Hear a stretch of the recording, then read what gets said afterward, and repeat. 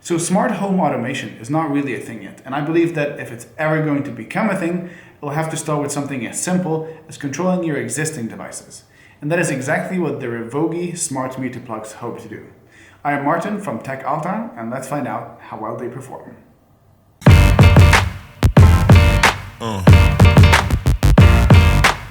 The smart meter plug comes in two versions, one for Europe and one for the US, and the only real difference between them is the socket type and the design. They're both very well built, very compact, and the LED indicator looks really subtle but sexy while giving you a bit of visual feedback on both. The power buttons are also neatly placed on both plugs, and surprise surprise, functionality is the same on both units. Plug and play is really the main idea here, and it's super easy to set up the Revogi smart meter plug. Plug it into any socket, download the app, connect to it with your Android or iOS device via Bluetooth, and you're good to go.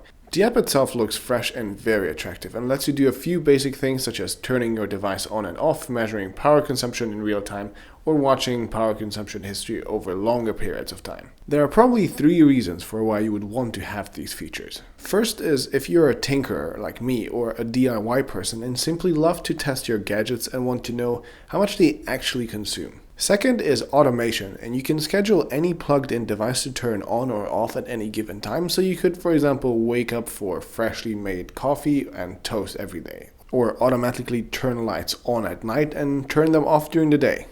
And third, if you're more concerned about power consumption, then the smart meter plug can help you too. Of course, I don't have to explain how forgetting to turn off your devices when you leave your home or go to sleep is a waste of energy, and how you can avoid that by scheduling.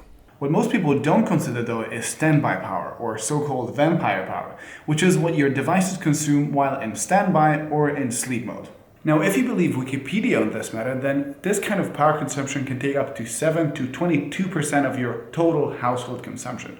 So eliminating it would mean significant savings to you and a significantly happier environment. Now, there are a few drawbacks to the Revogi smart meter plug, but these are all compromises rather than mistakes. Using Bluetooth instead of Wi-Fi makes the plug much smaller and cheaper than Wi-Fi enabled units, but at a cost. A plug can only be controlled from a single phone at any given time, so you can't connect to it while someone else is using it, and you will also only be able to access your plugs from within your Bluetooth range, so no turning off devices at home while you're away, for example. Bluetooth itself is also not the most reliable thing to begin with, so while connection on iOS devices seems smooth, Android can be slow sometimes.